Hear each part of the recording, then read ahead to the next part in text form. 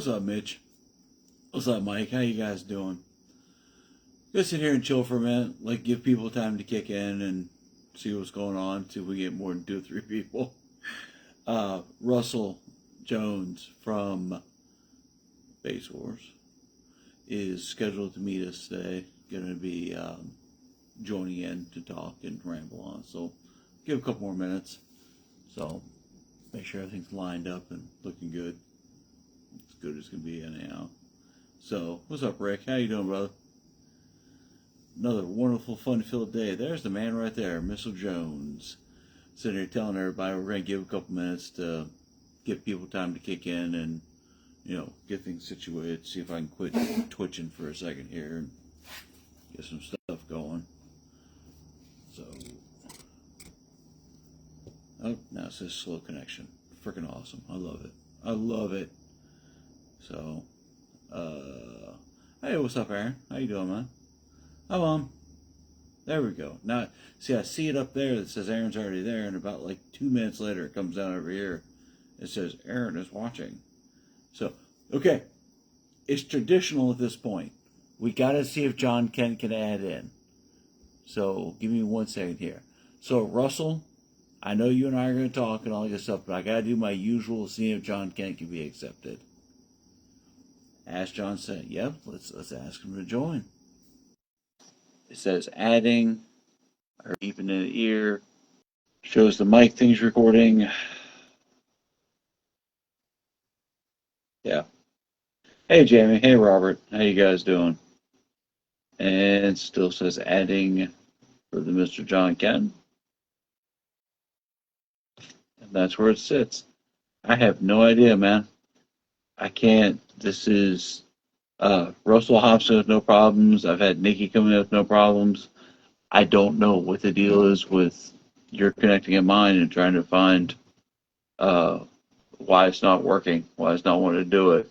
What's up, Robert? So, it says still adding, so we'll give it a couple minutes to add. So, while we're waiting, do my usual spiel here. Hey, everybody, got with the meter. Tonight's conversation, we'll see where it goes from there, is pretty much falling in on my midweek rant about specific garbage equipment. Why do people get it? Why do we do it? Why do we get with something and stick with it? Is it brand dominance? Is it what? So here we go. John couldn't join. Sorry about that, John, but I think that Made of Steel is definitely going to be the main conversation for tonight. So let's see. Hey, look at that. There's Russell. I will be the voice of John tonight. Just kidding. Tried to open up Facebook on my computer so I can see exactly how close up I actually am. And if you're just seeing like my eye or if you're actually seeing somewhat of my face. So either I see your whole face. Shoot, good times on that one. Looking good, man. Looking good as ever. It's a thread. This is, once again, I'm wearing a shirt that's not an audio shirt. I know it's a rarity, but yeah. Hold on, scroll down a little bit. Bam. That's my there you go. Gideon's Bakehouse. If anyone knows, they know. All right, continue watching while you're browsing. I don't give a care about browsing Facebook while I watch. Oh, jeez. All right, well. Quit it. Watching while. There we go. Okay, so let's see. John says I uninstalled Facebook and reinstalled to see if it's glitch if it has not. Yeah, no, John, you don't suck, man. I don't know what the blades it is because there isn't anything that I myself can think of that would make it so that you're the only person. Facebook's Facebook. It's not like you've got a different version of Facebook or you're trying to run a third-party program or anything like that. I don't know. No. So I've seen them on here. I guess it's just far and few. Well, right? no, Steve. So here's how it is. Back a couple months ago, actually, way more. God, this year is flying by. It feels like we just took our cruise last week, and that was a month and a half ago. So, uh, but back, was it pre-finals or right around that time period? John came on a couple times, and he came through with no issues. And then sporadically, every once in a while, he'd come on, and then now can't. And it gives a value mix on his side, and our side doesn't connect. So I don't know. I don't know I either. I may. I've looked into it and now that I have a little bit extra time because things are starting to calm down around here. Uh, I got why my chest hurt when I say that.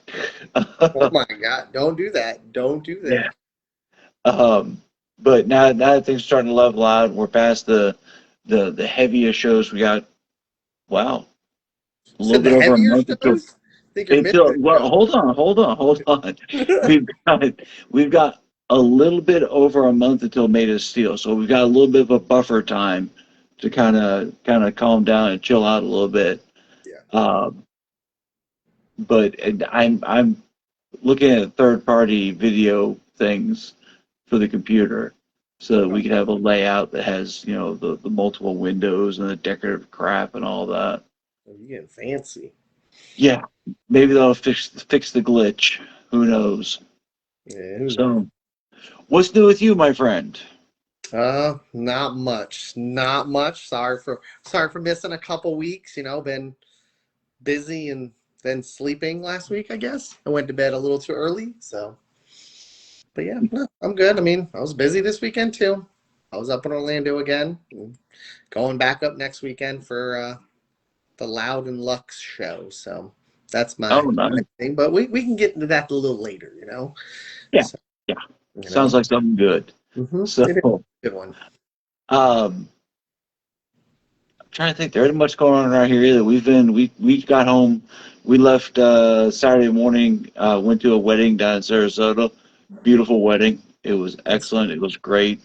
One of Melissa's good friends and coworkers.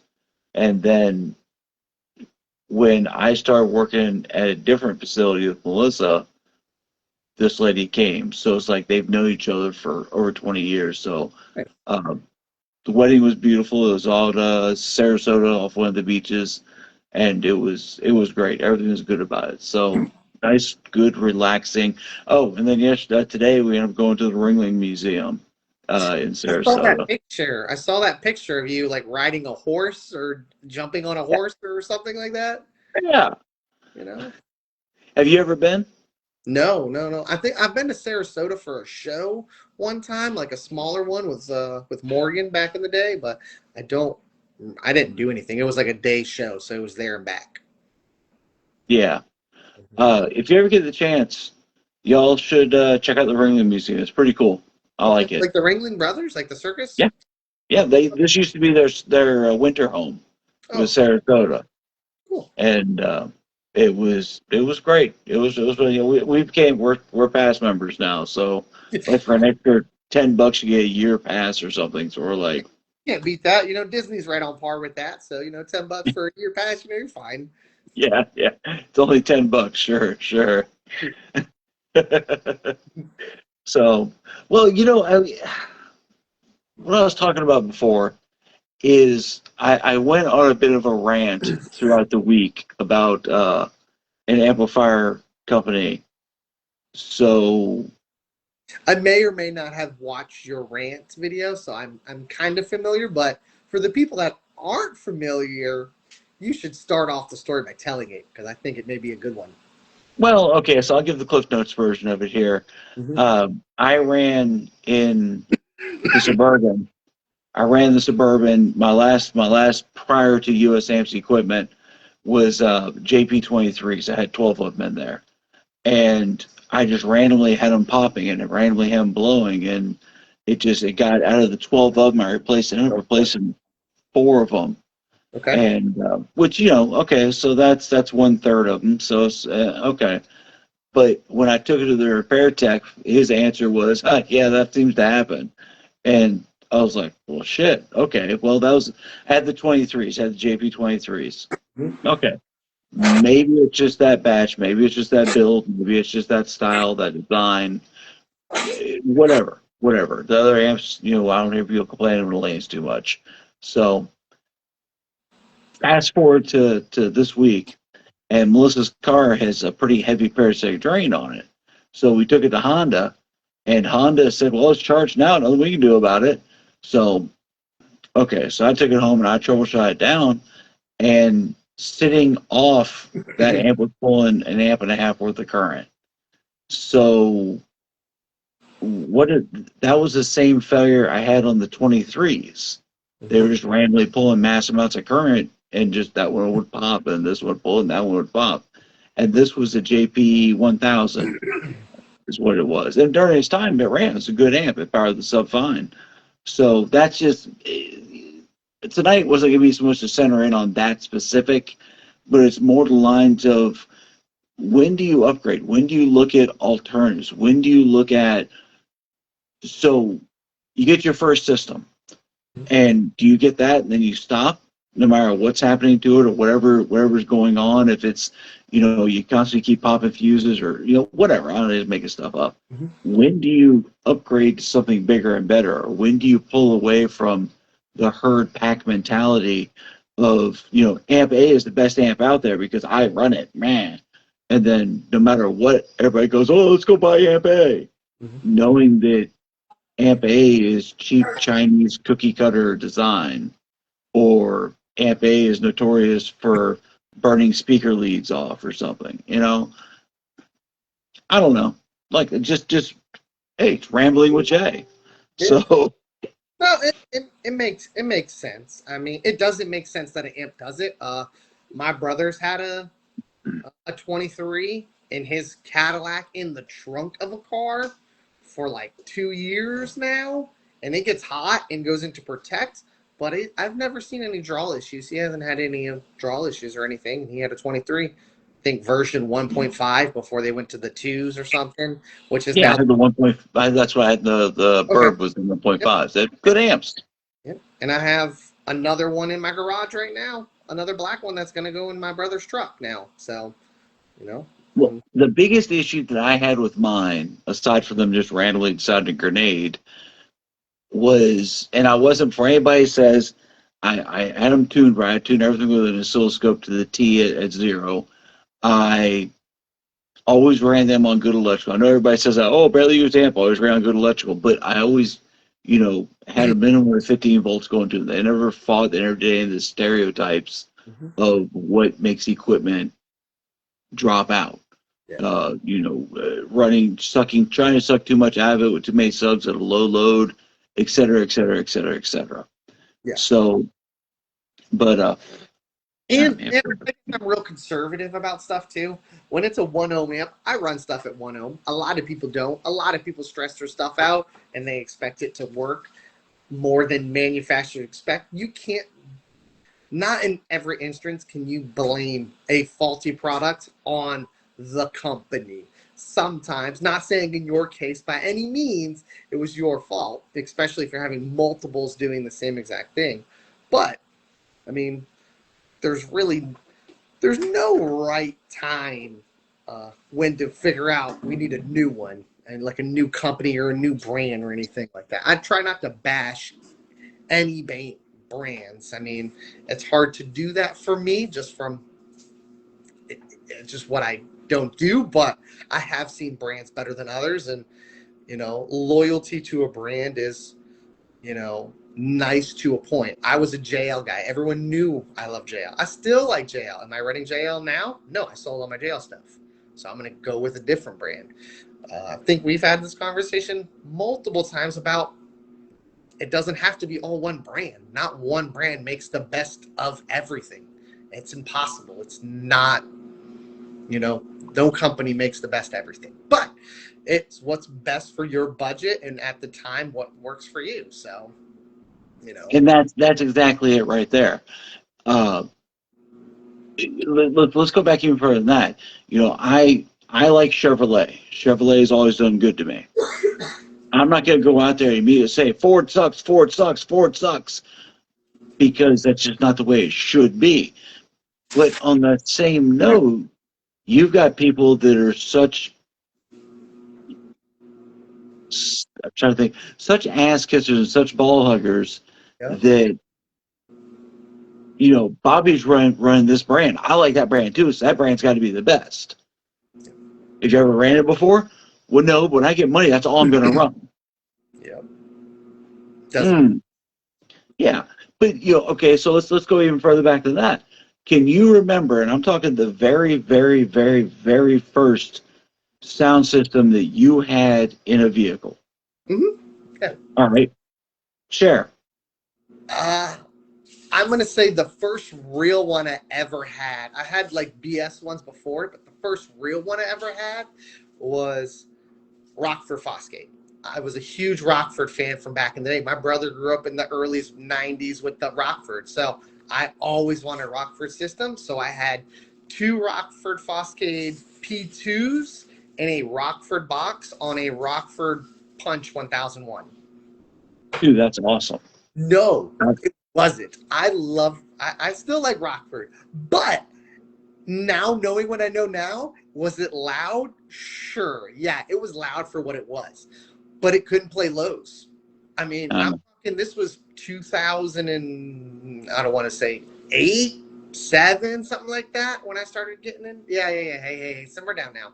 So, but that's when I started competing. I started right out the gate, right in high school. I was 16 years old, bought my truck, and then the week I bought my truck, I had I had one Kicker 10 the same week I bought it, and I don't really count that as my first stereo. So my Rockford Fosgate was my first one. That's the first time I saved money up to buy something from an audio shop. I did it myself, but that was my first one that I personally went out and bought. okay. So pause right there. So that's exactly it. That's what I'm getting at here. My first sound system was I had a single Pioneer pre-IMPP, so the old paper cones, had a single 12 in the back of my car with two Jensen 6x9s. And I was king shit in the neighborhood because there were like two other guys my age living in the neighborhood and we all built on the same vehicles. When you get away from your surroundings, at least for myself, go to a show in Tampa from Brooksville Mm-hmm. and go to a show in Tampa and say, well, damn, that guy's got more money in his wire than I've got in my entire system. Yep. And you find that, oh, that sounds better. And oh, I like that. So one of the things I always harp on here, and I think you'll back me on this one, there is no company that makes the best everything. There are going to be companies that make, say it like this, Kenwood. Kenwood makes head units, they make amplifiers, they make mids, they make highs, they make subwoofers, they make crossovers, equalizers, I believe they used to. I don't know this. They make a little bit of everything. I will not own a vehicle that is full of Kenwood because their mids and highs there are better out there, and their subs there's definitely better out there. Now I'm a fond lover of their head units. I'm sure there's something better out there, but for my application, for what I do and what I like, Kenwood is the best on that. So Yeah. Like I said, it's what fits your budget at the time type deal.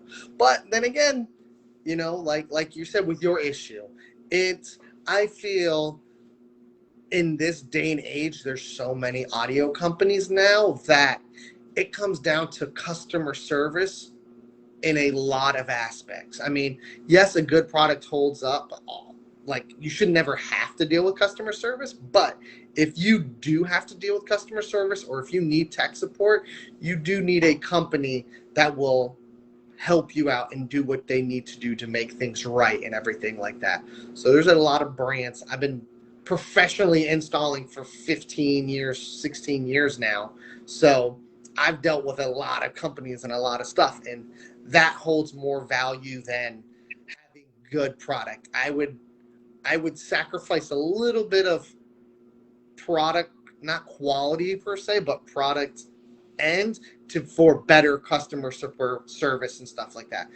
So there's a lot of companies out there that, pump out product and have a crappy customer service line you can't get a hold of, or this or that, or they over manufacture stuff where it is a cheaper quality and their quality control isn't as advanced as bigger companies. Call them just the big companies. We all know the big companies, Rockford, JL, even Kenwood, all of them, it's the big companies out there that have been doing it forever. They have a different quality control standard than call a newer company or company A or company B, whatever company you want to compare to. But it's how do you deal with that side of it? Not just No, and that's another good one to hop on there, because you've got the big companies.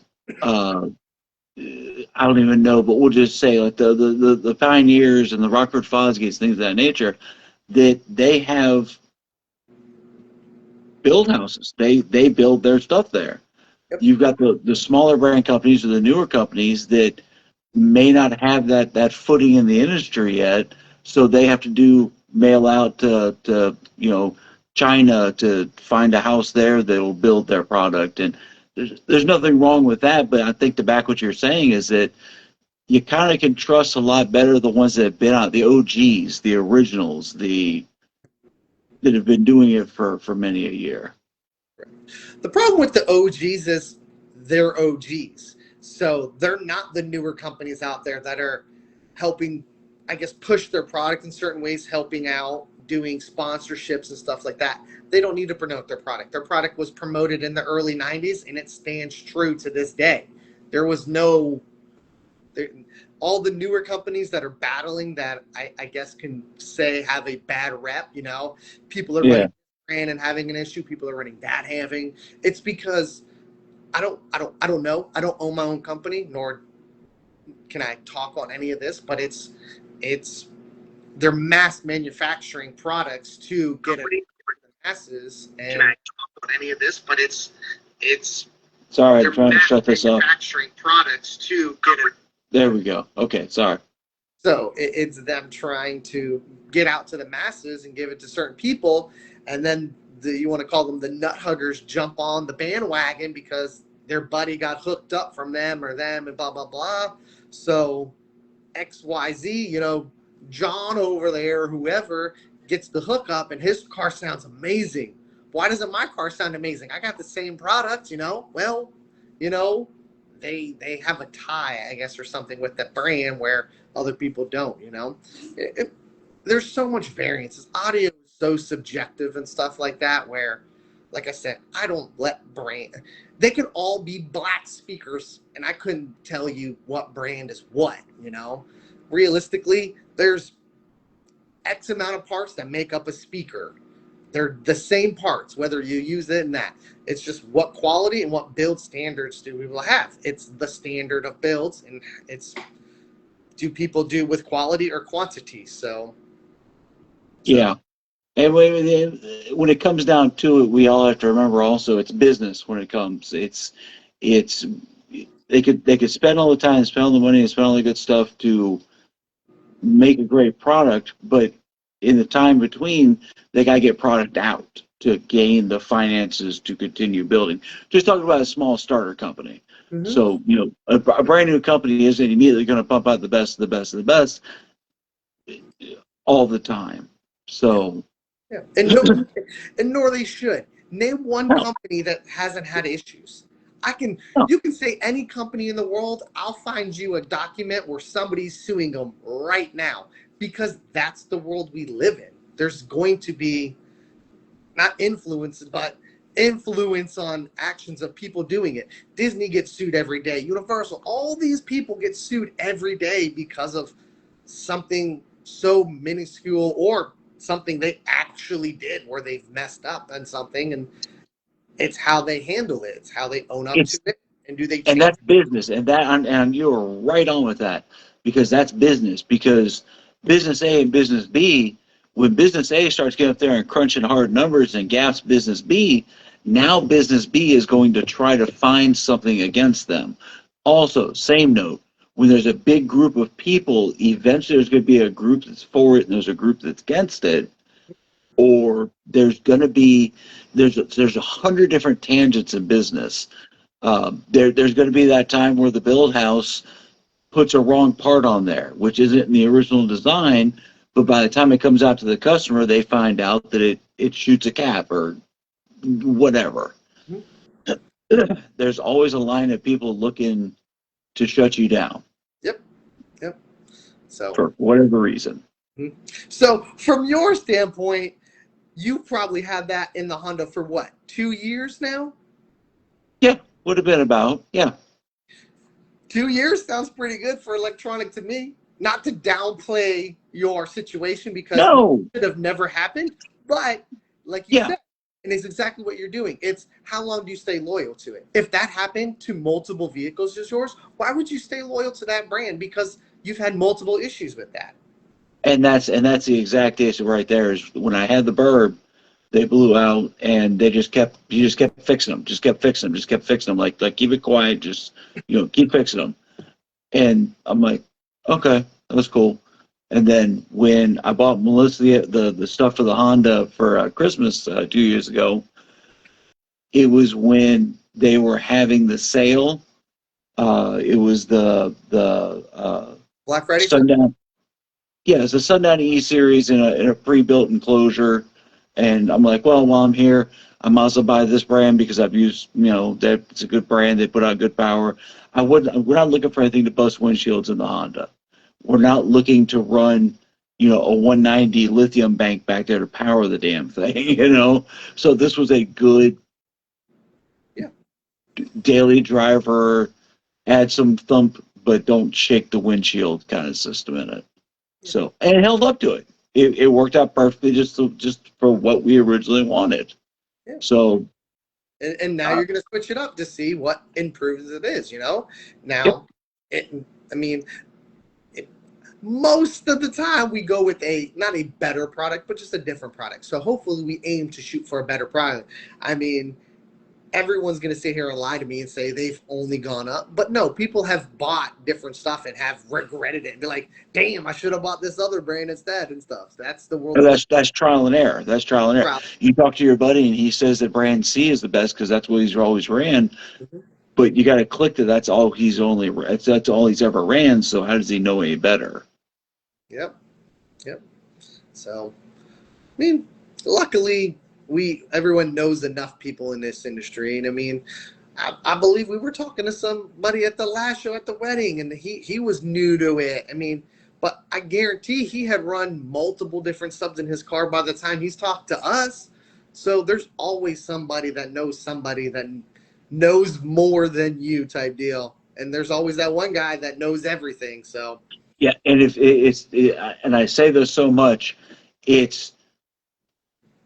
Nobody knows everything, and the person that claims that they do knows the least.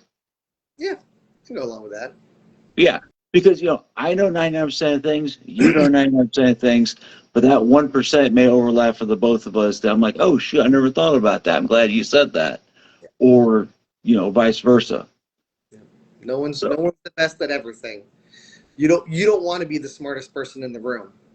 Not saying you have to be, but if you're the smartest person in the room, you should find a new room. Yeah. No, that is right on. I love talking to people that are more knowledgeable than myself, because that helps me learn, helps me grow, and helps widen my area of knowledge to possibly find something else to dig into. And God bless it. I just noticed, I'm a freaking idiot. I'm sitting here, I got my earpiece in, but it's not even coming in the ear. It's coming in the freaking phone.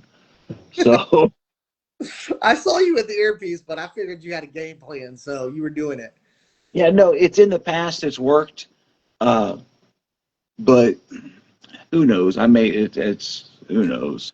So you can still hear me, okay? I can still hear you fine. So yeah, no. Yeah, Mr. Dempsey says, let me go through the comments real quick. You're going to start going through some comments? So Dempsey says, one reason I run DC is a family-owned company, and he will only do things that are of quality. And that right there, John, you and I have spoken of that in the past. And DC Audio definitely didn't get where they are by accident.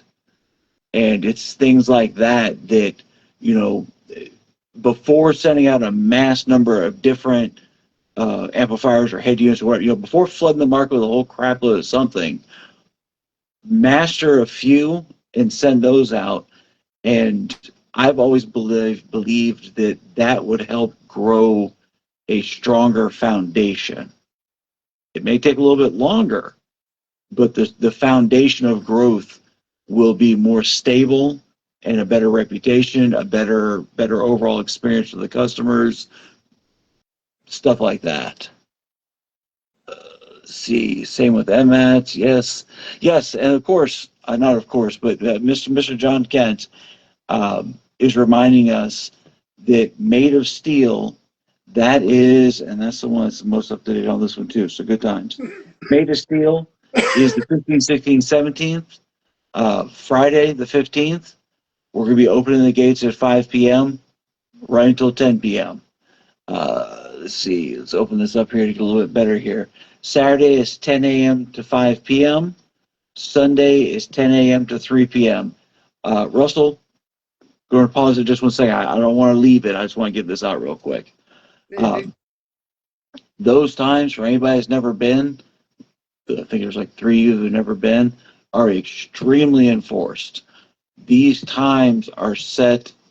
This isn't the first time that John has ran this show. This isn't the first time we've ran this show. And we understand that if we let it go and we let it go and let it go, gosh, I think one of the first shows I wouldn't either till like 7, 8 o'clock at night on a Saturday because people just kept coming in, kept, oh, I want to do it. I'm like, so we now, not now, but we since then have been doing it Friday. We do it for a couple hours, in which I'll give you the insight. If you're going to run Friday. It's the best time to run. It's night, it's cool, it's chill, your system's got plenty of energy in it, all the positives of doing it. The number one positive of it is if you run Saturday afternoon, well, I'm going to say there's probably a good chance you're going to blow your crap Saturday morning. And then that just kind of messes the whole thing up.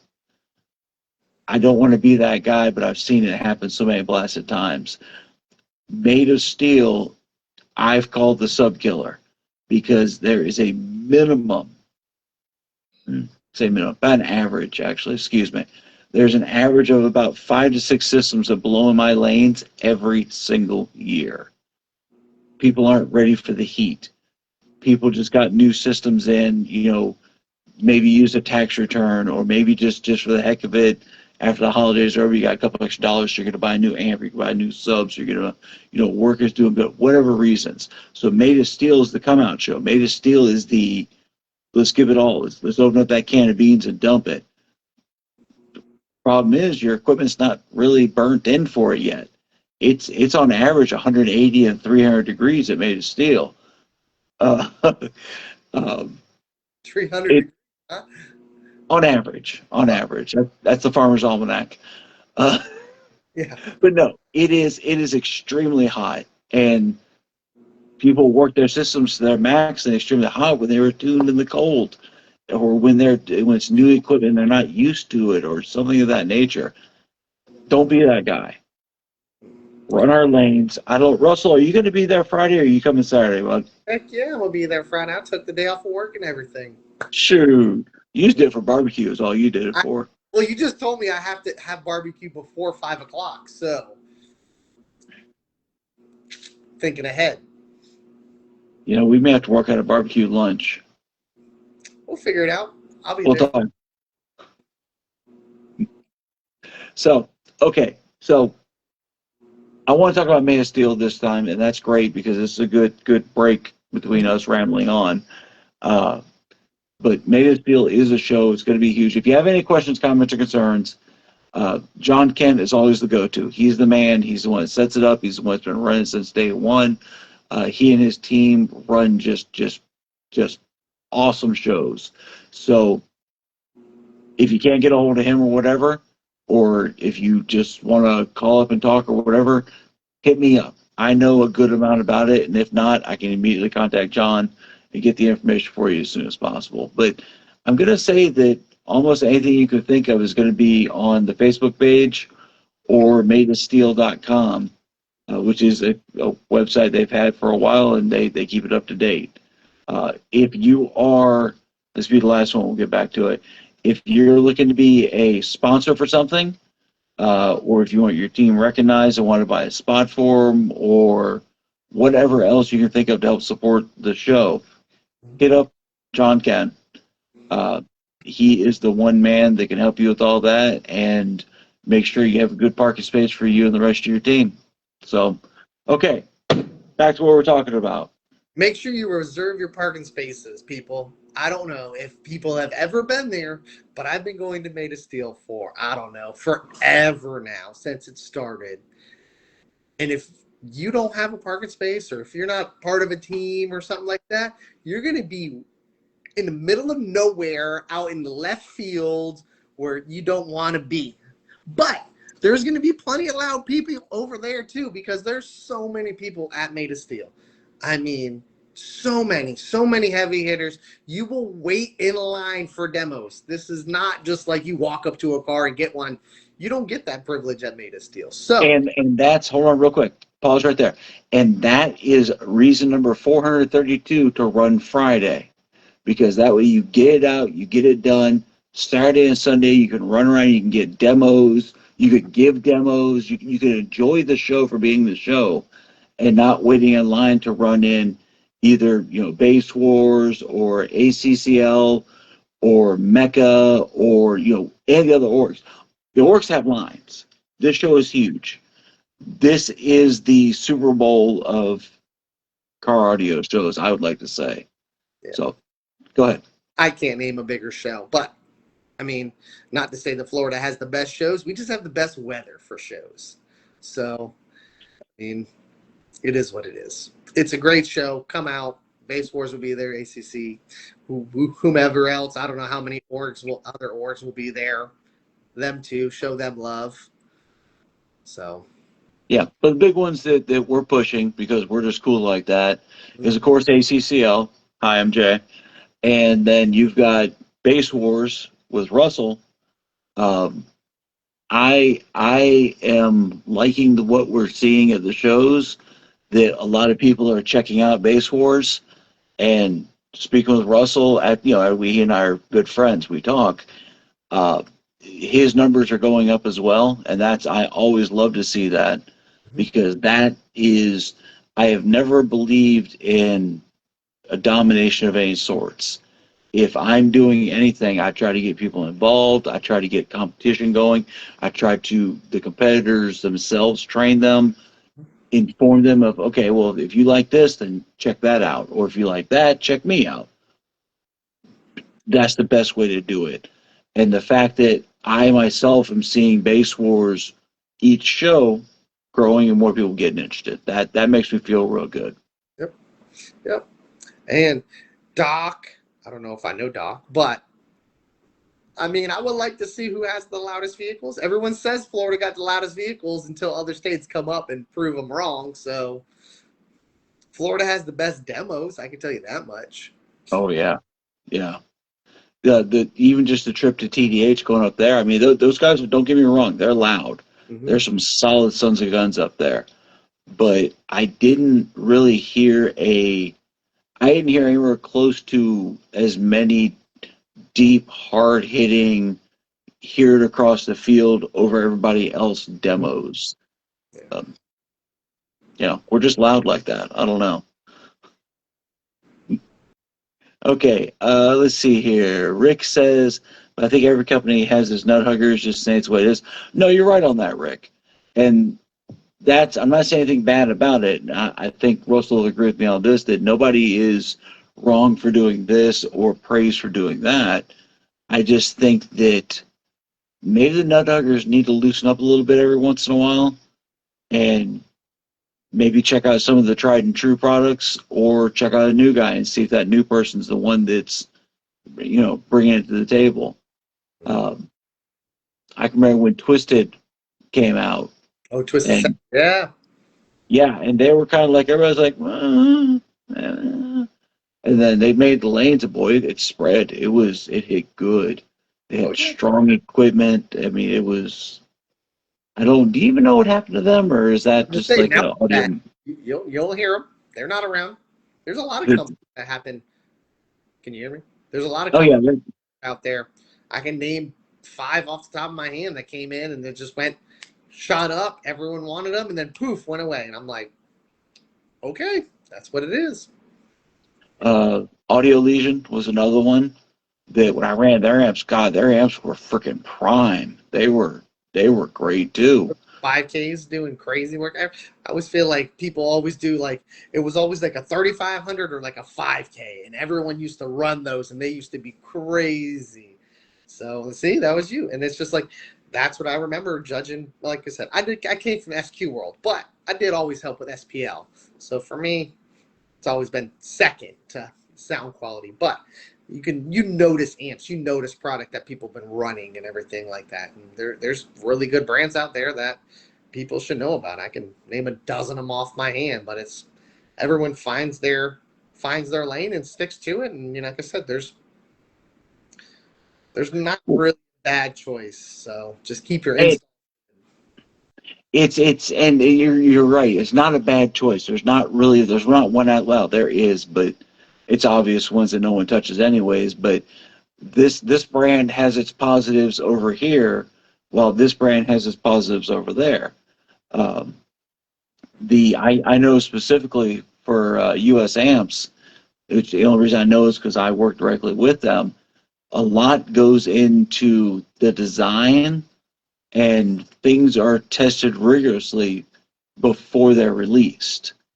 We've got 2 other subwoofers right now that we're in the process of designing and building, but we don't want to just call the Chinese cookie cutter house and say, all right, I want, it's like ordering off a freaking menu. I want part A, part C, and try to throw part Q in there if you can. And, use this magnet with this basket, with this cone, with this coil, and piecemeal them together, and then send them out. Yep. Um, I think there's a lot more respect, and I'm sure in your industry it's a lot more common for there to be proprietary design, for there to be this brand is this brand because of this, and that, and they hold the patent on it, so people can't copycat them. That's a lot of what I do just because of the field I'm in. Every every company has their own patents. I don't sell a lot of the smaller brands that you see at the audio shows. I don't do a lot of audio builds. I do a lot of daily driver builds, a lot of big money builds that people never see. So it's they want to come in and they want to never come back until they get a new car in 2 years, and then they get another car done with the same product. So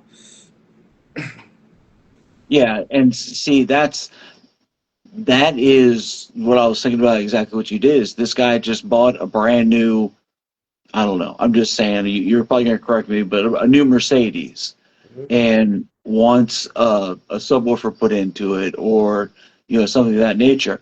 You're not going to hollow out the trunk and fill it full of expandifoam and put a sub back there. It's got a 3-inch excursion, and no, these guys want good quality, excellent sounding and Yeah, blending in style setups, I would think. yeah, you want 110 fiberglass into the one side where it doesn't have the battery on the driver's side because the battery's always on the passenger side. And that's it. They want a little small amp that's buried under the floor so they don't see it. They don't even want bass knobs. They just want it to blend with the music, and that's it. So, They almost, from just talking with other people and yourself the same, they almost want to look like it's factory. Like that Mercedes had the option for a 10-inch subwoofer over there, or yep, whatever. yep, I keep yep. defaulting to Mercedes because the first one that pops in my head. It's it's a semi fancy brand, but yeah. So, Is that the poor man's fancy? I don't I don't do a ton of them. Like I said, I do a lot of trucks. So for me, it's GM, Fords, and everything. I was going to make a statement about your Ford and GM comment because I'm like, man, you talk about loving a brand. Like, say you're a Chevy guy. You're a Chevy guy because you've been a Chevy guy since the 80s and 70s when all their product was great, or you get into the early 90s when electronics came out and Ford went to shit and Chevy kept it now. Now, if you ask me what vehicle I want a Ford. I don't Yeah. like Fords, but I can tell you this: they're the better of any truck that's out right now. Chevy has a lot more issues, and Ram has a lot more issues than any Fords I've ever dealt with, and that's all I on his trucks. So you talk about brand loyalty and everything. People have to realize brand loyalty only goes as far as how much do you want to pay. If you're cool with paying a lot more money to just stay loyal to a brand, go for it. Spend your money. But if you want something more reliable and that can get you to the same thing and get you the same output, switch it up. Because realistically, it's what you want to afford. Brand A will get you there. Brand B will get you there. So that's something that we talk about, this brand loyalty stuff, or nut huggers, you want to call it. But that's a big one for me, is the industry I do, is because Ford and Chevy. That's the two. And then you want to throw a Ram in there too. But it is literally everyone like them for so long, and then Pepsi and Coke. Which one you want? I Yeah. feel like I never drank Pepsi, but recently I tried a Pepsi, and I'm like, Pepsi's got more flavor than Coke, but I still like Coke more for some reason. It's Yeah. just one of those things where you can have one or the other, but Yeah. sorry. It's the one that It's the one that I'm Chevrolet because my dad was Chevrolet. Mm-hmm. And that's what we always had for the family. We always had a GM. We always had they had 2 or 3 Buicks, had a Cavalier, had an Oldsmobile. That's what we had, and that's what we did. Yep. I'm happy about it because the Burb is a 99, Mm-hmm. and I'm not saying I've done everything, but I've done 99% of the work on that truck myself in my driveway with a ratchet.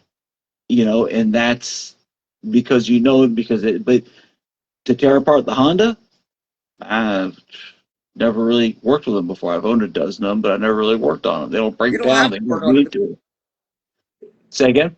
it. You don't have to work on them. It's a Honda. Mm-hmm. Chevy Yeah. And just so work until they hold don't. on. So let's jump on that real quick because that was the part right there. Let's just circle the entire conversation. That was the part that originally just totally frustrated me in this damn car because it had a parasitic drain, for a minute, not for too long, but we drove it just about every day. So we did, you press the button, it would just give that little bit did that sound like a little bit of a hesitation to start, or I'm not, you're kind of like, am I looking for a problem or is there really a problem? And then Melissa, was it for 2 days, didn't drive it. And I went to go take it somewhere and went in and pressed the button and nothing happened. No lights, no dome, no anything. So I'm like, oh, all right, well, break out the test meter. Wow, 5 volts. Drop down from it's an AGM, but from the idle at 12.8 to 5 volts in 2 days, that's something pretty big.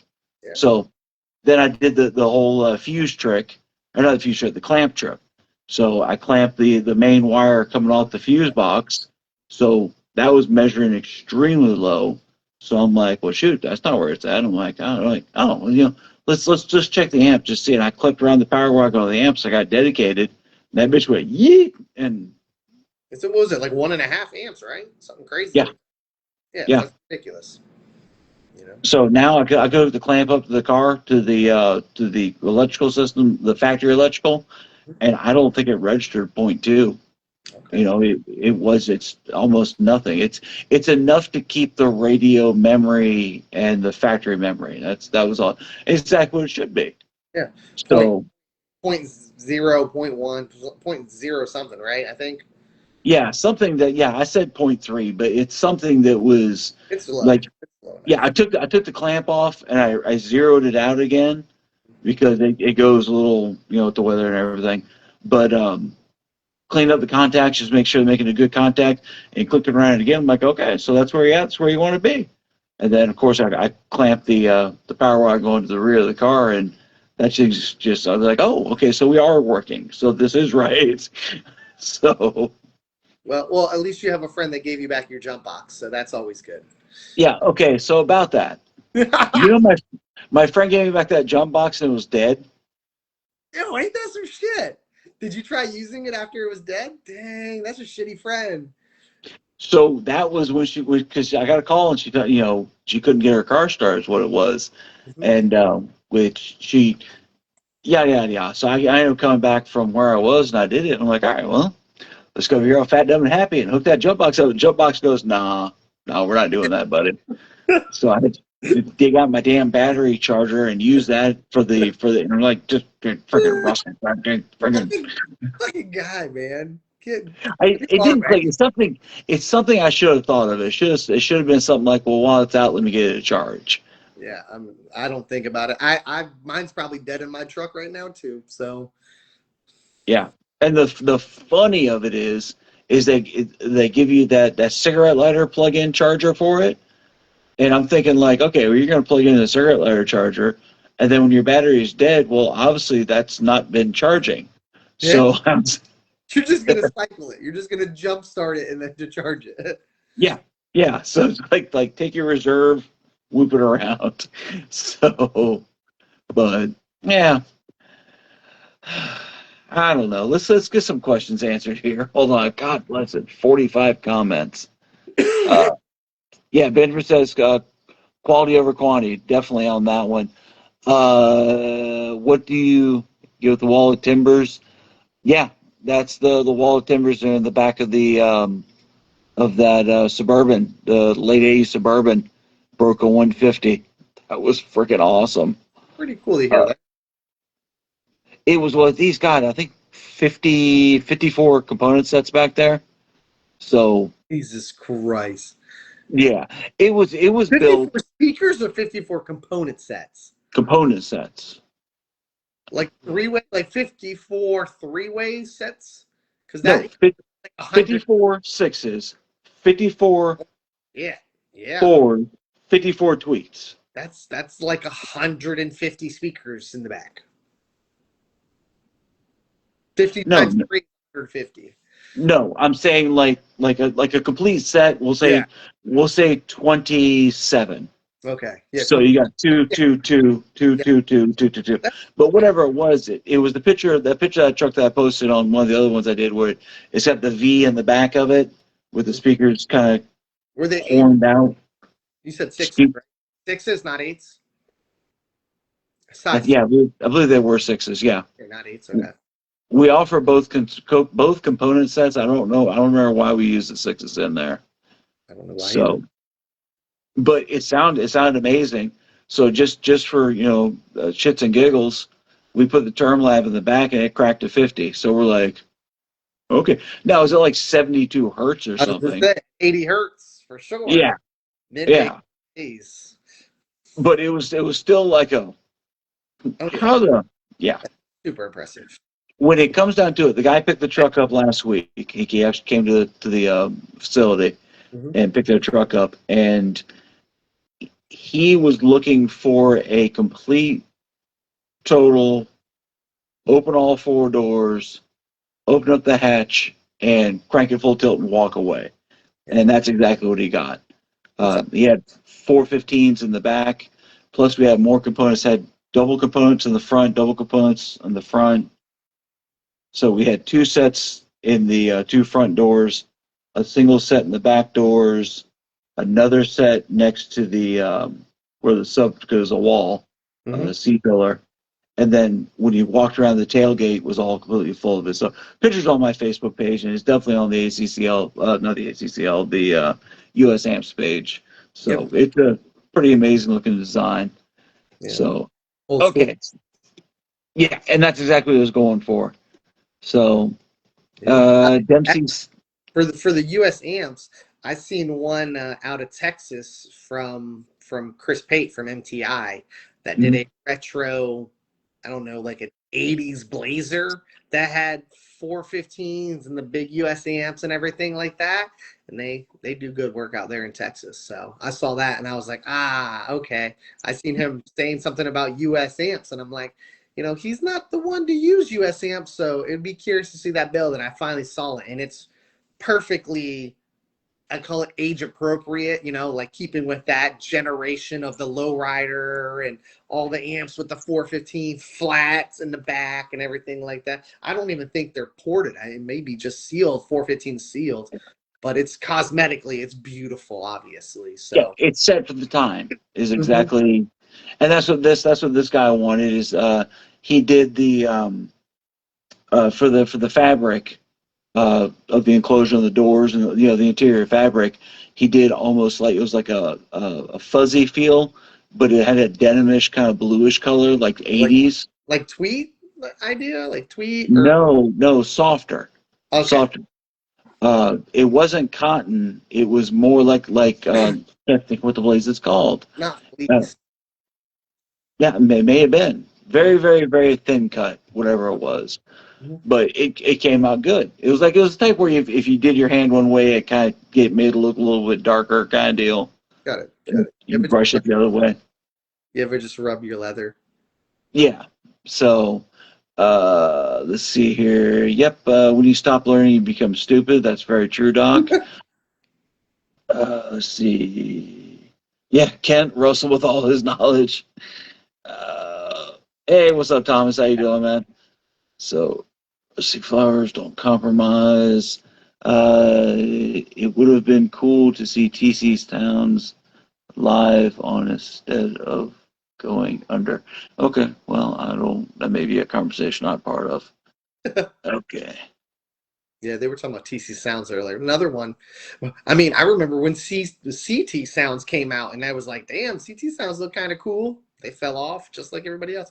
Like I said, they're still maybe around, but they're just not as big as And, what. You know. and that's the thing is that you and I can sit here and talk all day long, and everyone else can the same, but you don't know what happened for real, what happened behind the scenes, Mhm. because I mean, you could tell like I'm trying to think of UPA, UPA Under Pressure Audio. They blew up for a minute, and Okay. you saw them at the shows and everything like that, and then they went and they were gone. Mhm. And then 6 8 months go by, and here they are again, and then they're gone.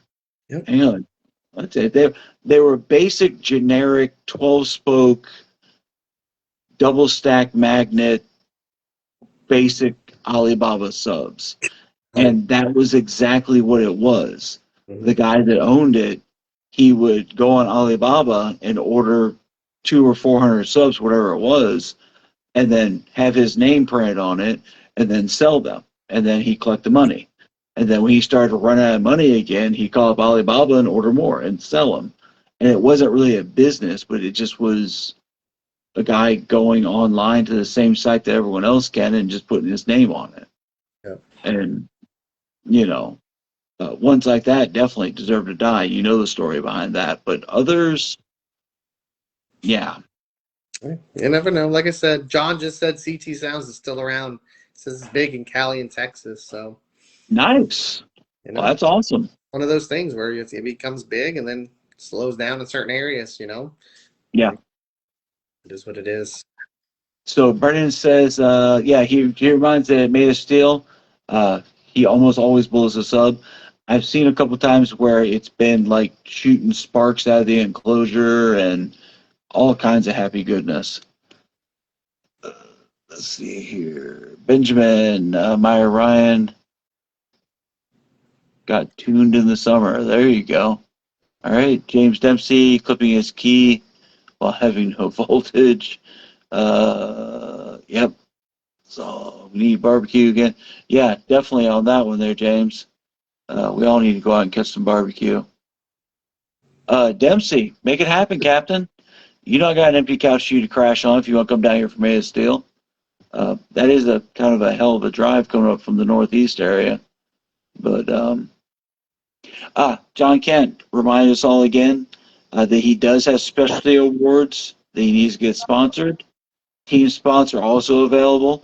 So if I your love team wants to be part of it and have their name on the T-shirt, I believe it's on the T-shirt and the banner, but I'm not. Don't quote me on that. But definitely contact our John cat. on that one. Let the cats in. Yeah, cats going crazy. Someone decided to let off fireworks. They got their holidays mixed up. Oh, jeez. Rick, ACCL does not need SQ. Uh, SQ is a very, very, Don't say I it. think I say this nicely. Don't say it. It is, okay. Yeah, exactly. SQ is amazing to some SQ, people.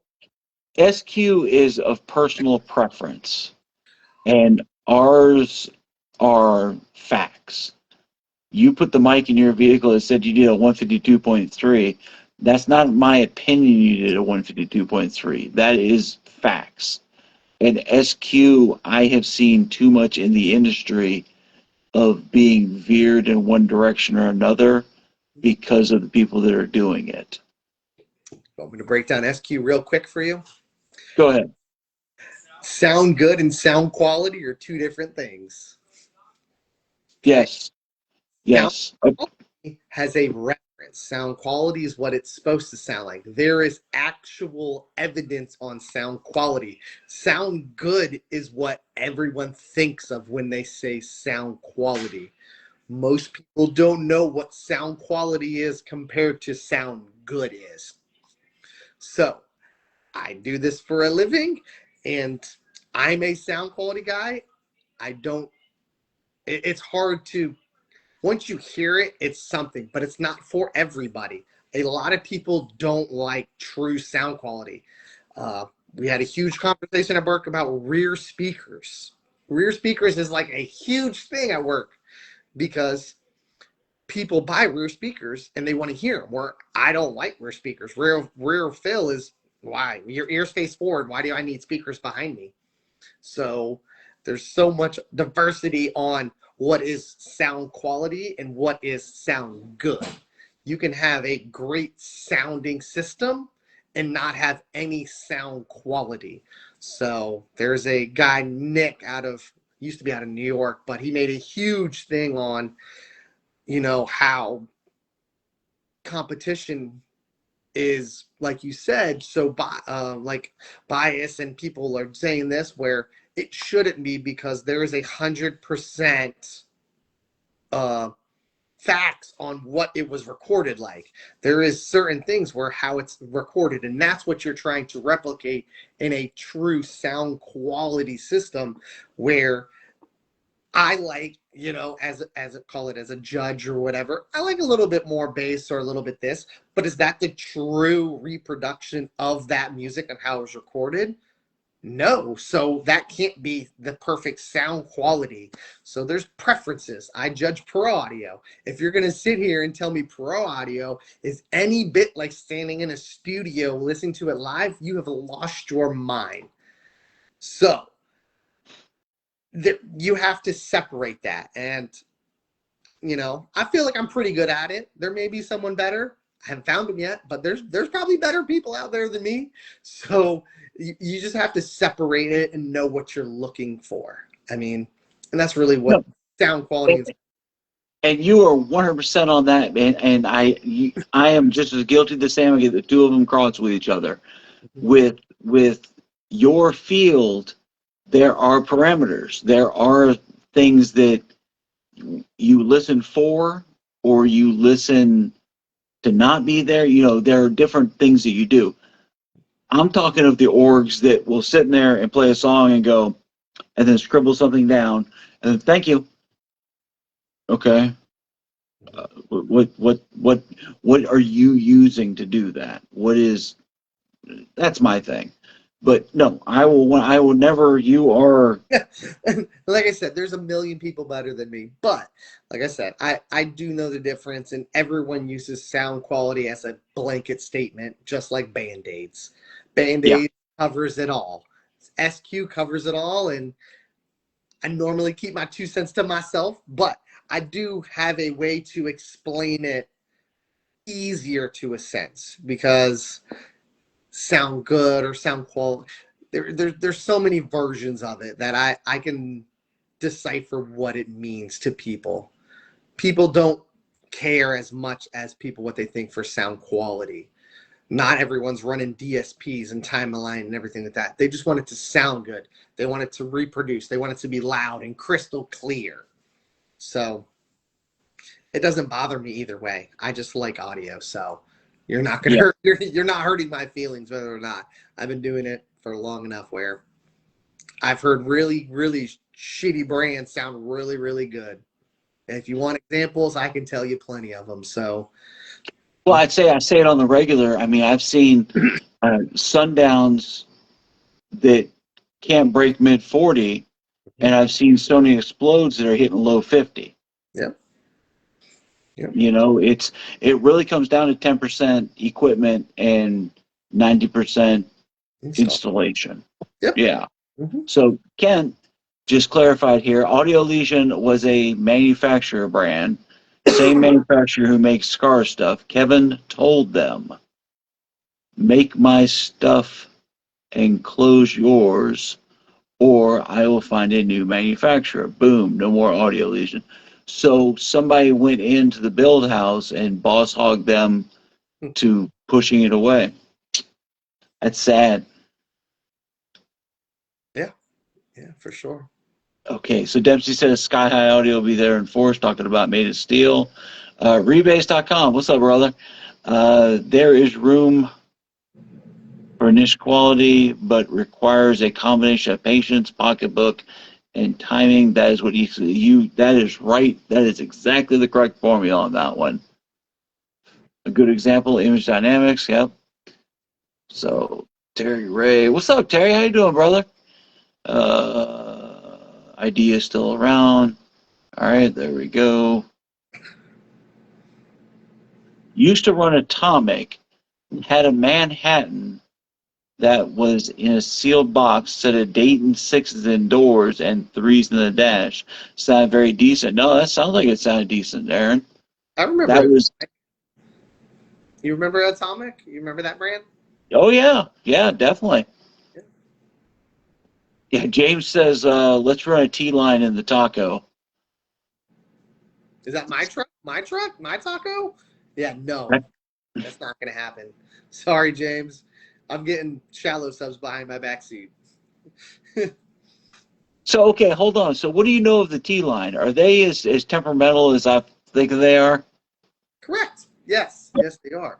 But they're super efficient somehow. I don't know a lot about T-lines. I have honestly never built one because I had no need to. I've always had enough space and everything to do it. I know they take up a lot more space, but T-lines somehow create a lot of energy through that port being so long and everything. So I don't comprehend it as much as I would like to. So I just don't know. I just know I've seen them work very well. I know people that have done T-line fourth orders. If that's, yeah. In an SQ build, actually, in a Dodge Ram. Yes. So sealed, fourth order, sealed, and then a T order for the portage. So it's a fourth order T line. Yeah, I guess it is. Wow. It worked, and it shot right up under the dash, so it brought the sub really far forward.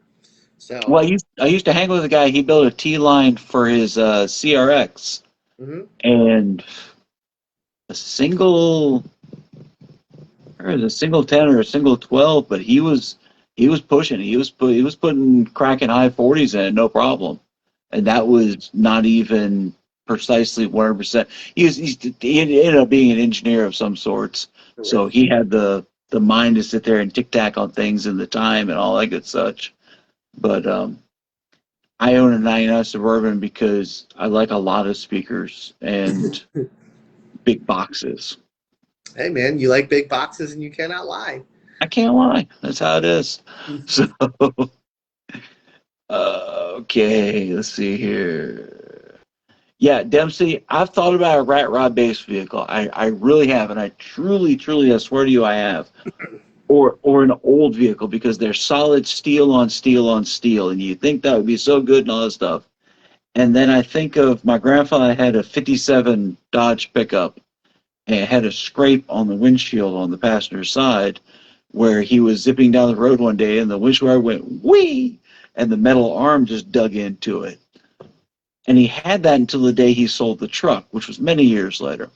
And I inquired with him, why do you have that? He said, because finding somebody to replace this windshield is massively expensive. It's Hmm. not just a call Safelite and like, oh yeah, we have a windshield for a 1957 full-size 1-ton Dodge pickup right here, sure. The guy he could find that could do it wanted a couple $1,000s. Yep. With that being said, for Russell's Field in sound quality and such, having an old dropped out 1950 lead sled would be perfectly prime. Having my design would be 615s in the back of the thing. Oh my.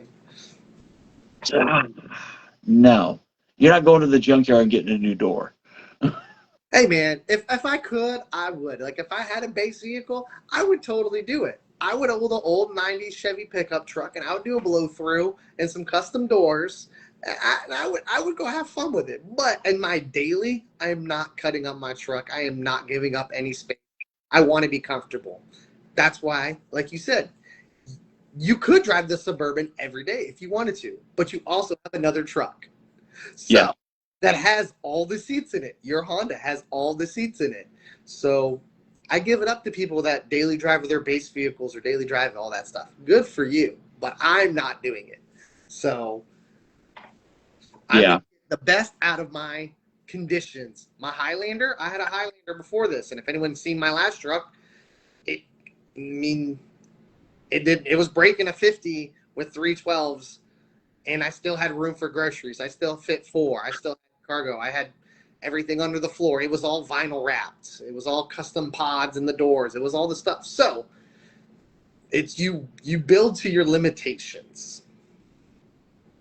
yeah, and that's exactly it. And if I had money, if I had like blow it out the window money, or if I ran a business that was ACCL is great. That's fine. That's it's extra little pocket money is all it is. To be honest, and more times than not, at the end of the year, we come in the hole anyhow. It's just something fun I'm getting paid to do is what it is.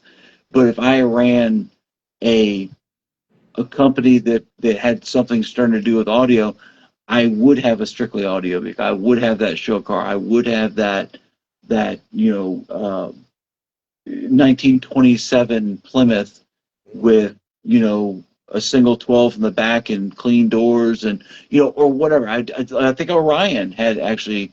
More I'm thinking about it in the 90s. I think they had the some sort of lead sled. It was either I a bet you do, Buick. John. I bet you do.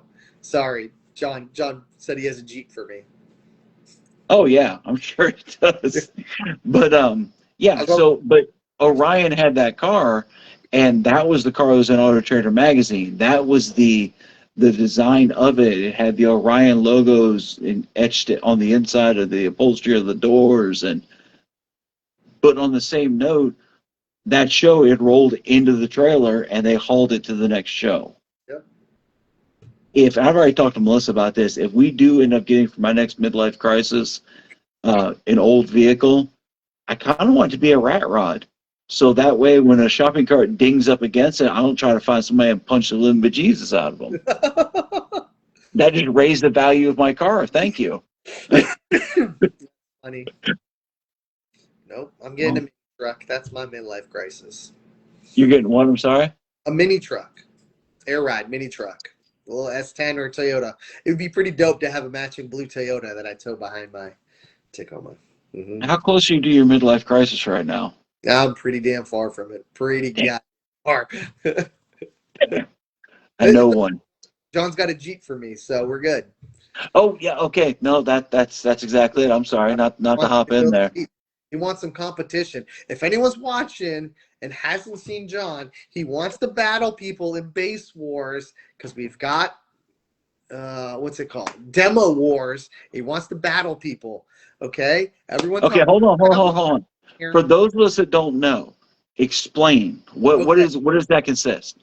so demo wars is our sound quality or as our sound quality judging. It's kind of like other orgs that have it, where it's like a 360 judging sound, where we walk around the vehicle and we judge for tonality, linearity, and 360 sound. So anyone talking about sound quality, Want to run up. John's been looking for somebody. Every show I go to, John wants to battle somebody. We have multiple different classes and from speaker count and locations and stuff. So if you guys got some speakers and you want to battle, John is always down to battle. Sorry, And John. that's the problem. Is John's always down to battle. People don't like second place. And I have a very good feeling that's what they would get against the Jeep. Hey, ask John how many times he's lost because his equipment failed or malfunctioned. So before people think they're going to get second place right off the rip, it's not that way in the real world. I know it's hard for people to get out of their bubble and stuff like that, but people fail all the time. I'm going to a show next weekend, and I guarantee half a dozen of them are going to have malfunctions. There's going to be problems. There's going to be this and that. So yes, you really, and then you learn. It's experience. What are you really losing? Who cares if you get second place? What do you guys want? All want trophies? Everyone wants a first place trophy? What is this? What kind of world do we live in where everyone gets, that's not the world we live in. I was going to say, go to ISPLL. Oh, sorry. Go ahead. Thank you. I'm not ISBL. I'm Base Words. We do have a lot of classes, great classes, but but really, no, you're right. You're right. Is you got to have something to build off of. You got to have somewhere to, or if nothing else, to say, "Dang, you're damn good. That's awesome," and do it. Go against. Have fun. I guarantee people that compete in SPL, they didn't win first place the first time they went out.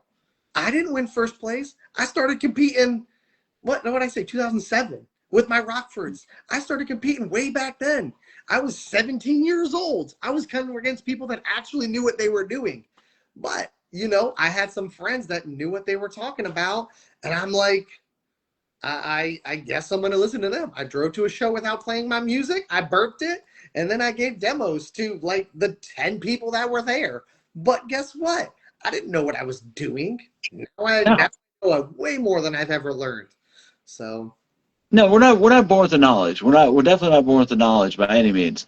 This is stuff you grow off of, you learn off of, and talking with people like John Kent, and talking to guys like Duncan, and all the names of the industry, and talk to the judges. The judges are some of the best ones you can talk to because we see numerous amounts of cars every show. And we know that this one did that, and that one did this, and this one over here did, and that guy just made a change here with his, and he owns a sedan like you do. Maybe you should give it a try, and the things like that. I got to throw this one out here though. Johnny says, and this is what made me chuckle a minute ago, that Brennan Gardner is the rat rod base vehicle. It's what they refer to it as. That is awesome. You put into that paint, you wouldn't know what kind of car it was. You would never know. No. You put some rust spots on that thing, patina it out, it's a wrap. It's a rat rod. That is definite. So let's see here. Okay. See, now I was way off on the count. I'm sorry. In the truck I was talking, it has 16 sets of components, but each set has 3 speakers in it. Mm-hmm. So that would be 3, 4. That'd be the 54 speakers, right? That I was thinking. I'm sorry. My numbers were off, but either way, the entire back is V'd in, and Brendan knows this 100% because he did the full build in that truck. Okay. He built the sub enclosure. He built the doors on it. He built the wall in the back, the demo wall in the back. Ran every single wire. There were a lot of. Well, he wasn't always the happiest camper there. We'll say to that. But it got done. That was because it was funny because I heckle him about it. And I mean nothing but positive, but I joke with him about how, haha, I see you can build good, so you can build clean. What the heck's your issue? And then he made the joke that one of the days he was going to go back to go home to his car and cut a speaker wire or, cut a zip tie so something's hanging just to get that back again. Whoa, simmer down now. But it's different when you're doing it for your personal self compared to customers. Yes. And customers' builds always get built better for some reason. And seeing the gentleman, it was him, and I believe it was his son that were doing it. Or it was their truck, it was their thing. Um, Seeing those guys when they picked it up is, I didn't have my hand in that one for much of any. I can't think of anything I did, honestly. I helped them meter it, but that was about the best of it. But even though still seeing the look in their eyes and seeing that the entire time they were at the facility, they were smiling and they were grinning and they were, and pop music in there. And his son is a musical artist, and we played some of his music in it, and it was just the look of him alone that made it worth it. That was. It's funny you say that because that's the one thing. I do a little bit of sales at work, and I tell people I don't sell audio, I sell smiles. That's literally what it is, Yeah. because I'm not a huge fan of sales, if anyone knows that, but I am a fan of seeing customers smile. And it's very far and few that I get a customer in my vehicle that doesn't leave with a smile. So Yeah. that I sell smiles because that's what we're here for. We do it because we enjoy music, whether it's loud, sound quality, SPL, whatever. That's what we're here for. People love it, and people get big smiles on their faces when they hear it or see it, and that's what we're here for. I sell smiles, so at the end of the day, Yeah. I love. That's what it is. So it's fun. I don't think there's anything much better than the customer getting there, sitting in the driver's seat, you sit in the passenger seat just to show my turn on, and just seeing the look in their face when they finally do see it. It's like their I don't want to say dream, but Mhm. their idea they had to, now it's time to do this to the car and do that to the car. They brought it to you and you did it, and just the look of fulfillment that it's done, and it sounds good. It's the way I was expecting it to be. Yeah. See, John says that CT Sounds is big in California and West Texas. So that's awesome. That was I remember when they were big a lot elsewhere. So it's good that they're still out there. Let's see here. Yeah, yours, theirs, and the truth for damn sure. SQ for real is expensive. Yeah, SQ from what I've heard can get mad expensive, all the way down to this to specific style and flavor of wiring. Hey, it's as expensive as SPL. I know people that spent way more in SPL. Yeah, but okay, so you're into this. You're a professional. You're a hell of a lot more professional I am at that by any means. Can you blindfold tell a wire difference, or is that a myth? Blindfold? I don't know. I mean, it really comes down to if you want to win, like getting into the super high end sound quality. Oh yeah, you can tell. Definitely. Really? Yeah, you can tell what RCA's people use. You can tell not so much speaker, but yeah, I've seen people use solid wire in cars before because solid strand is more conductive than multiple strands. So like fancy home audio, like super, you're talking $30,000 speaker cables in someone's home audio system is solid copper, and they bend it to plug it in. It's not stranded like all that stuff.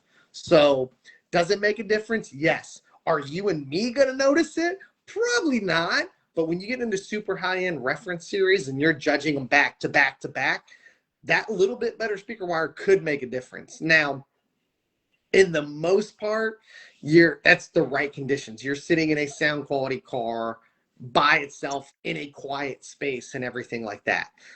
In a base vehicle, you're not going to notice it. Yeah, yeah, and that's what I base it off of. Now, I mean, it's obvious if I buy a Jensen amplifier or if I buy an inner name brand here amplifier, I'm going to hear the difference. But the wire thing always just got me because like, and then there's that joking meme going around that the woman said you couldn't hear me, but you can hear the difference in your $1,200 wire.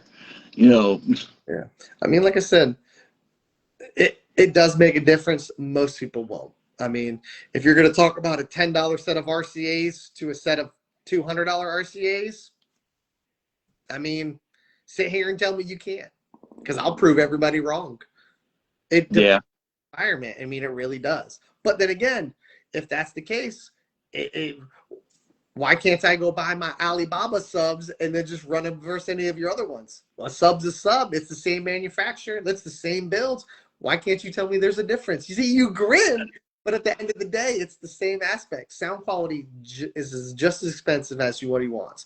If you want to be Yeah. super loud, it is. You think all these people, all these demo people out there that's got 815s and 893s and, I don't know how many feet of 4-aught wire and everything. I only got to run one wire. You got to run 37. You have 4 alternators. You have so much other stuff. Breakdown to breakdown, I mean, how about this? It costs to play, whether SQ, SPL, anything. It costs to play. Yeah. No, and that's exactly it right there. When it comes down to it, you also don't want, I don't want any limitations on, it's, if you built up the motor of a vehicle and you put a strong rear axle on it, but you kept the factory transmission. Yeah. That's going to be your weak point. No matter if it is now or if it is later, that's going to be your weak point. Or even vice versa. You built a super strong motor, you got an ironclad transmission, but you kept the factory rear axle in it. Yep. Something's going to give out. Something's going to make a noise. Something's going to hold you back. Something's going to, in racing, milliseconds count. In audio, for us, tenths of a decibel.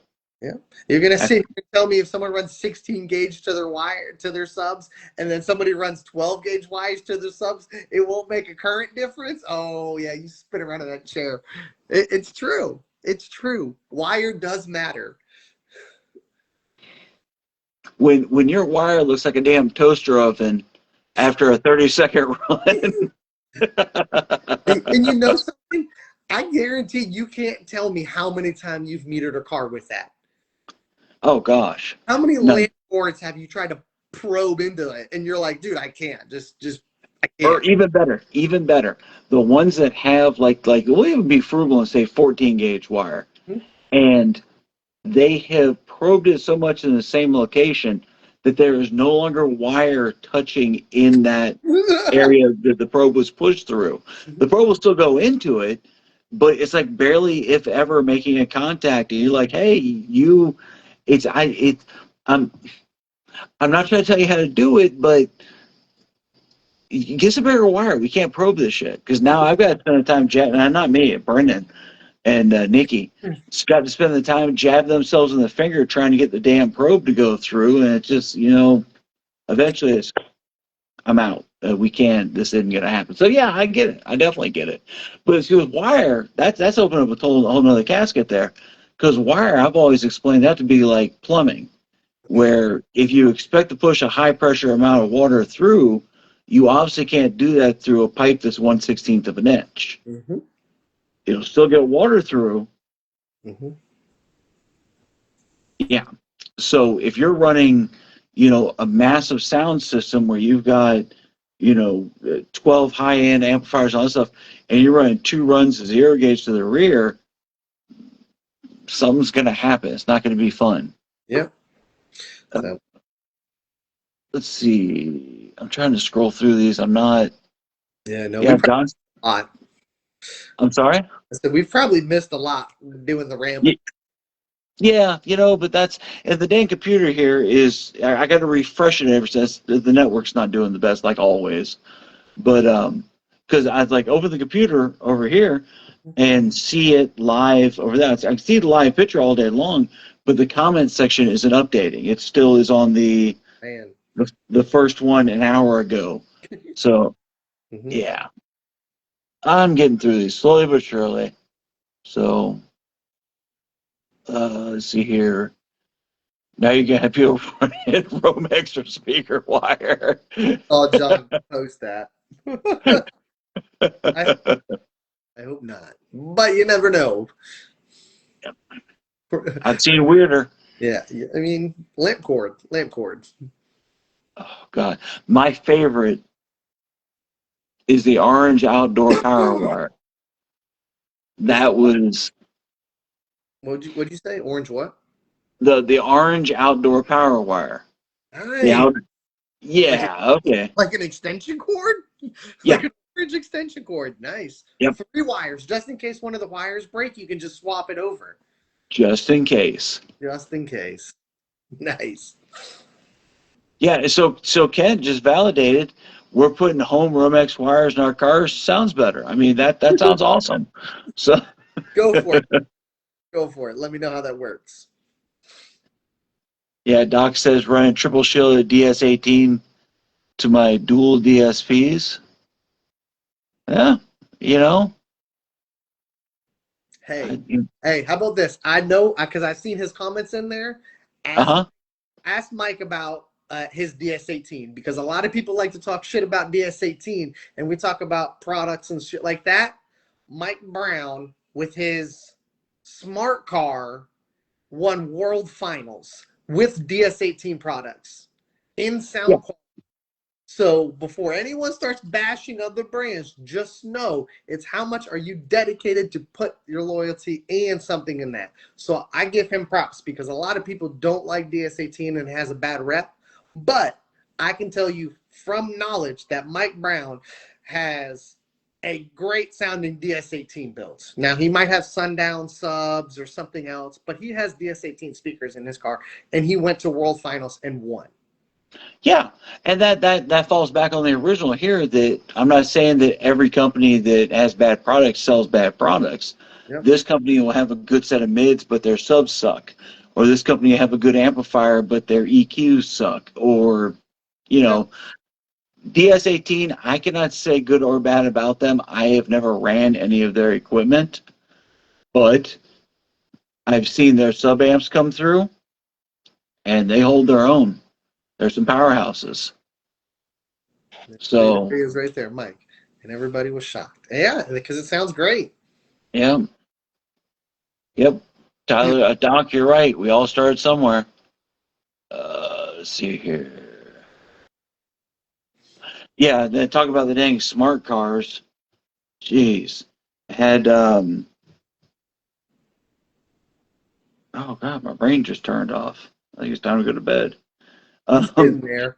You had one of the guys running the smart cars too. I can't think of his. That just drew a blank. I've known him for a while, and he was running everything on its own individual power source with its own radio and own amp, and everything was just so pretty much like he could have had it outside the car, but it's all in the car. It was all 12 volt. It was all in the vehicle. There's nothing saying that it has to be charged by the vehicle. There's nothing saying that it has to be connected to the vehicle system. Yep. So there's another guy out of Georgia. Was it Garrett Logan with the Tesla? That's it, Logan. God bless him. Why the hell couldn't I think of his damn name? Car. Oh. Yeah, Doc. I know you're the one with the white Tacoma. I figured that out. I figured it out. Yeah. Taco. Yep. Yeah, he's the one that always comes over, and I always get a demo for him. That's a new tradition. Yep. Sorry, I'm rambling. Go ahead. I said one day I'll finish my truck and I can give him a demo. But until then, I'm going to keep getting demos from his. Yep, the Fiat DD Beast is a beautiful ride. Back in the days and even today, I gotta give respect. DD makes good equipment, in my eyes, my opinion. I used to run their Redline 12s, which was their supposedly cheap Chinese version of them. The Redline 800s held their own. They had 4-inch coils. They had 8-layer. They were damn good subs. I beat the hell out of people with 15s. So, give credit. I put their what is it? Their 9900 subs against any sub. Here, put up their 99 sub. My coworker has a 99, and like I said, he has an Incriminator 8K, and he puts all of that Incriminator 8K at half an ohm on his 9900, and that sub takes a beating in a single 15. Yeah. They build good equipment, and I represent US Amps. That's where I'm at. They've impressed me the most. I'm working with them. It's a great company, et cetera, et cetera, et cetera, et cetera. But you still have to give credit where credit's due. Oh yeah. And companies that make good equipment, I'll praise them every day of the week. DD makes damn good equipment. Matter of fact, we've got 3 of their 12,000 watt amps that we're selling for a lot cheaper than brand new, and they're brand new. There's 2 of them are still in the box, not even open. The box is still taped closed. The third one was open, just open it up and ooh and ah over it, and then we closed it back up again. So none of them ever even been out of the package. Yeah. So that's what. No, I was gonna say, continue. I was gonna say I know a story about the 1200s or whatever. That's what that's what Sunil had in his Tahoe. Oh, really? Yeah, he had the 9500s. He had and I believe he had a 1200 on each. So he had 3 18s, no wall, with 3 1200s or 12,000, whatever. 12Ks, yeah. Yeah, he had 3 12Ks. It could have been 2, but I think it was 3. He had the 12K on each 9500 in a no wall in a Tahoe. I remember that. I remember exactly what he had in it because he didn't run my lanes that much, but I remember the build. I remember seeing it. Yeah, his Tahoe. Mm-hmm. Yep. He had 3 12s in his front doors. He had a lot of stuff. So, yeah, that was he ran all DD. So I know a little bit about. Yeah, and supposedly they're big up north because my friend Staley's from up in Kentucky, Tennessee area, and when he came down here, he's like, "So where's the DD?" I'm like, "Man, this is sundown territory. Everybody's taking sundown." And he's like, "Well, nobody DD is this and DD is that." And I'm like, "How about?" No, go. What were we saying? No, the reason I was running the ones that I was running, the only reason I was running them was at the time I worked with Kraus and Hochul at their shop, and they were becoming a dealer, and they had to meet their quotas every quarter. You know it all. And I was looking for a set of subs. I'm like, let's give it a try. So I got 4 of them at dealer costs and put them in the truck, and I never looked back after that. The only reason I got rid of them was because I sold the truck and was wanting to do something a lot bigger and a lot better in the Suburban. Yeah, I heard a lot about their Redline series and how good they were and how much they outperformed what they should have. They were a better sub for what they cost. How about that? Yeah. So, they were real quick to give you the 2 seconds for what I know. They were the 9000 series, but made in China. I think was the big deal with it. Was why it was the 100 series, the 500, the 600, 700, and 800. All I know is, for people that don't know, DD actually is one of the only companies that recommend tuning lower than their FS because all of their DD subs have a much higher FS. There's not a lot of companies that recommend tuning lower than FS because something with the suspension and how the sub is designed and stuff. So a lot of companies, when you call manufacturers, they tell you to do it, where DD is one of the only ones that will actually recommend lowering. Even if your speaker is 53 hertz, like I said, that 99, its FS is 53, but it'll play 27 hertz all day. And its FS is at 53, so it's playing way lower than its FS, which isn't normal of a subwoofer. Subwoofers normally don't like playing lower than their FS. That's why everyone runs Sundown that has stupid low FSs, but they're not efficient, where DD is super efficient as well. Yeah, and I think that was really the major upper hand is why I was pumping such good numbers out of the Pathfinder was those DDs. I was running the 4 of them, and I was feeding them heavy.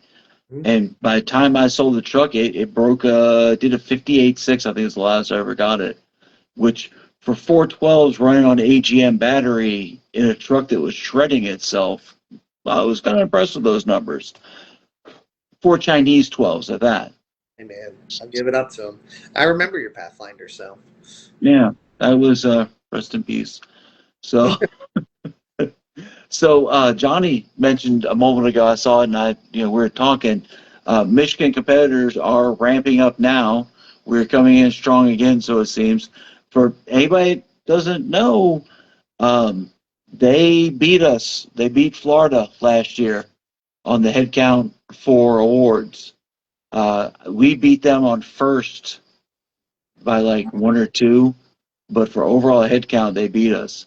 And that's great because I love the competition. I love the people, coming in, not just because I make the money off, but because I like to see it get Michigan, in accordance to talking with Johnny and Sean, was there was another org that was dominating the state, and then that org was dying off.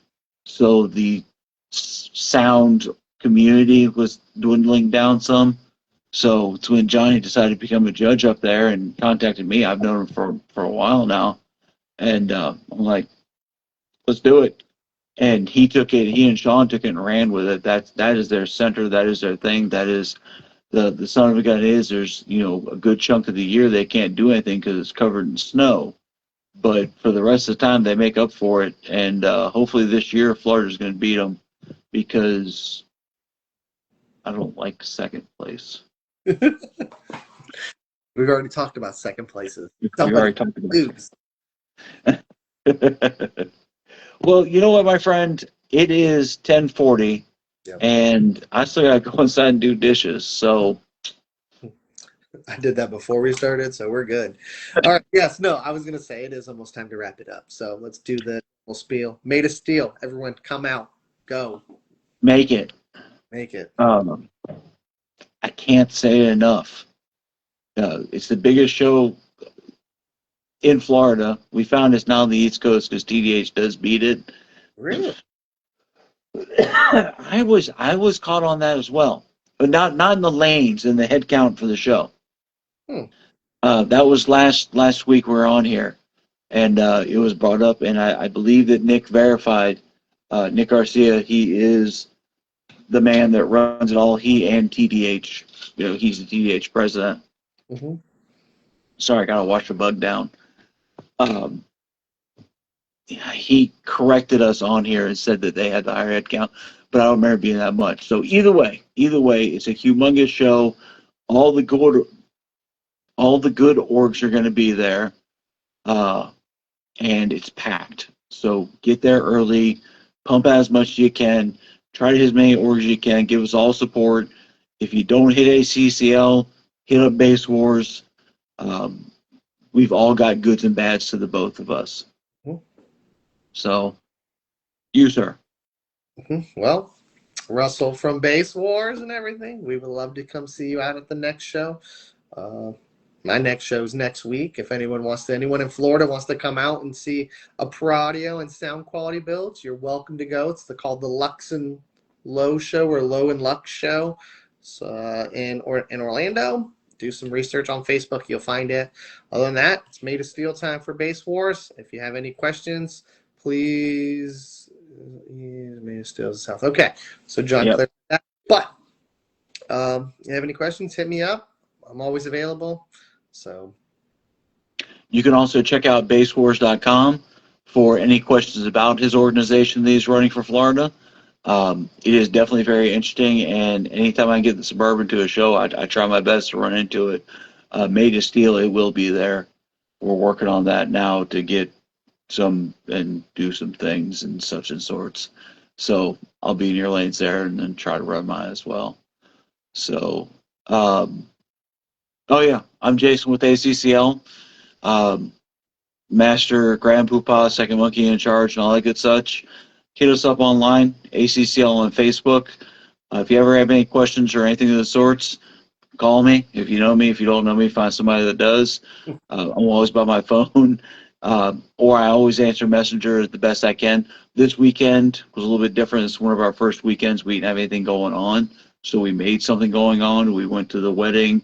We went to the ring, so we had a good weekend, good family weekend. So I got a couple I haven't answered yet, but just because I want my full attention when I answer the questions. I don't want to be standing in line somewhere and go and get it done. So hit me up. If you have any questions about Made of Steel, John Kent and his unrivaled band of misfits are more than happy to help you. If not, if you can't get a hold of him or if you want to talk to me instead, please feel free to contact me. If I don't know the answer, I can get it for you. I've been doing it for a while, so I should be able to help you out. That's about all I got.